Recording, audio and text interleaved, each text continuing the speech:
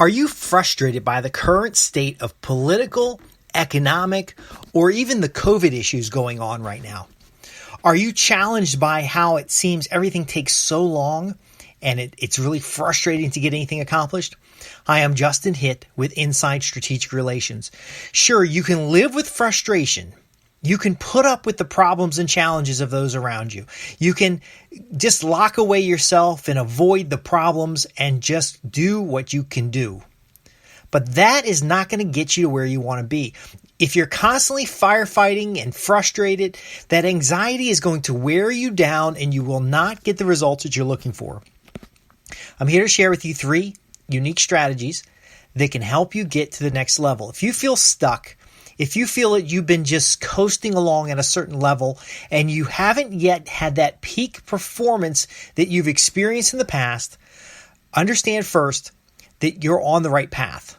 Now, you might be saying, well, Justin, I'm frustrated. I'm concerned. I want to be doing more. I want to get better results, but everything just seems like it's taking so long that I'm slugging through mud and you're telling me it's okay? I'm telling you that you're where you need to be to get to the next level, because what you're doing right now, it has met its peak effectiveness. You're at the top of your game. You've found strengths and performance areas. You've guided your effort as far as it's going to go right now, and now we have to take it to the next level. You might be saying, well, hey, the next level seems hard to reach. Well, have you really sat down and wrote down your goals and objectives and identify what you want to do and what you don't want to do? As the first tip, that one thing of goals and objectives, clearly outlining what is it you want to accomplish, can eliminate half of what's irritating you right now. You literally can just stop doing half of what you're doing and focus that energy and resource on something else. And this is important because if you're currently spread thin because, for example, workplaces are reducing their budgets and they're making each individual do more work. If you continue to stay in that kind of picture, you're eventually going to get burned out. You're not going to get the relief that you need. You'll be fighting the daily fires. You'll be trying to fix a mess that is just getting worse and ultimately burn out. However, set goals and objectives, clearly identify, and it's not something as easy as just sitting down and writing down on a sheet of paper what you want to do. It's an actual step-by-step approach to outline your goals, objectives, and clearly define where you need to be on a timeline so that you can see where you are. And when you start reaching a plateau, you can have the intervention necessary to take you to the next level. So goals and objectives. Next is understanding that your time, your focus, your talent is your own, and nobody has a command of it outside of a mutual and valuable exchange. So here's important. You've got certain skills, and they have a certain value in the marketplace. You don't need to give that to somebody else just because they want it. This is the whole privilege thing a lot of people are talking about. You've earned certain rights in the marketplace. You've earned certain abilities in the market through your abilities, certain positions in the marketplace. That's not to be taken away. And if it is, you need to be agile enough to be in that next position that respects the value that you bring. So your top level performance, if it has no value in the marketplace, then you need to again be able to pivot and gain what has value in the marketplace. There are many people out there that have their middle managers, senior level managers, and they're really at the top of their game. They're in senior level positions, but the company around them is changing and they no longer have a place in that organization, yet they're so used to coming back in again and again and being a part of this group that they feel this connection and that perhaps something of them would be lost if they walked away. Maybe you've been dreaming about, completely escaping, going out into the wilderness and just finding yourself and, living off grid. But you just know that, if something goes wrong, you won't have anything to come back to. Well, we know now with the lockdowns and with the COVID issues and with all this stuff that anything can happen, and it can happen in your favor or out of your favor. The key is how are you going to respond? Can you pivot so that you still get what you want and you do so in the environment that you have, not the environment you dream about, not the environment you wish. Yes, again, sure, you can live with the frustrations. You could stay locked up away from the action. You could really want to break free, yet not have the direction or the permission to do so. Well, how do you release those frustrations before you burn out? How do you move to the place you need to be so that when opportunity comes again, as Jim Rohn talks about, that we're in the winter of our life. Something has gone awry in our political system. Something has gone awry in our organization. And you're starting to recognize the frustrations are building up and you're recognizing these gaps and problems.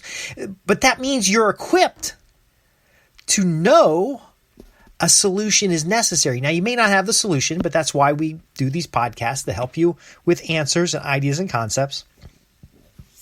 But again, there's a lot of people out there that have no idea they're dumbasses. They have no idea that the problems in their life are caused by themselves. You see, your problems are very often created by you just pushing so hard. You want to achieve. You want to drive forward. You want to get to that next level. You're aggressive, and that's okay. But society around you is telling you, well, that's no good. See, most of my clients are in the top 10% of incomes in the United States. That puts them in the top 1% of incomes in the world. And there are legitimately people around them saying, you earn too much money. What good is earning all that money if all your time is spent at work? Well, many of my clients enjoy their work. They've integrated family with work. For example, one client has a family business, and they spend a lot of time working. But they also go on retreats. They also go on to events and travel. All that stuff's been shut down. These events would allow them to see relatives from around the country. So they'd be in California to do some work or go to a conference or a trade show. And while they were there, they'd spend an extra week with family members. As they're coming back, they might stop in Vegas for spend some time with themselves. They live a life that when other people look on that life, they don't understand that this was earned. This isn't magically given to them. This isn't something that they got a magic silver spoon in their mouth. Fortunes are earned and lost every day. It doesn't matter where you start. It's where you end. And this is all disrupted by a system that you have no control over. And that's okay. I know you want to have control. It's okay you don't have control. What you can have control over is, number 3, your focused action. So number 1 is your goals and objectives. What is it that you want to achieve? Number 2 is your ability to pivot and learn and adjust to the situation. And number 3 is the actions that you take on a daily basis. Are they aligned with the other 2? Are you moving forward in the direction you're not? If you're not, that's okay. It could be you're too close to the problem and you need an objective individual to analyze your situation, to look for opportunities, perhaps do a little matchmaking, because you might be so busy fighting these fires that are happening right now. Government mandated shutdowns, supply chain disruptions, beasts of pestilence. In Germany, there is a mass of mice eating grain crops. In China, Pakistan, and India, there are literally storms of locusts. Okay? This is a biblical proportion epidemic, which, by the way, happens all the time. It's just, if you look at history, these type of events are happening quite frequently all the time. There's the solar minimum, for example. That's a cyclical event that happens every 15 to 20 years.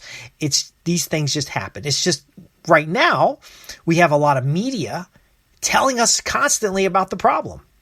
We have propaganda, we have government interests, we have individual interests, we have political campaigns. Every 4 years, we have major disruptions because we have presidential campaigns. But ultimately, all these things build up, and I understand it feels like you've lost control. It feels like the overwhelm, the stress, the fatigue, the struggling to make decisions, the firefighting daily distracts you. It feels like that you're a second away from burnout. Yet you can avoid overwhelm with this simple 3-step approach. Now, how you implement the 3 steps manifests in different ways. I'll give you a specific example about how I use these myself. First off, I have a binder that has all my goals and objectives in it. I do my best to keep that up to date on a monthly basis. However, the goals and objectives are set out on once a year. I shut down all the computers, I step away from everything, and once a year I sit down and kind of figure out what I want to do. Okay. I set out some goals and objectives. What do I do, have, and want?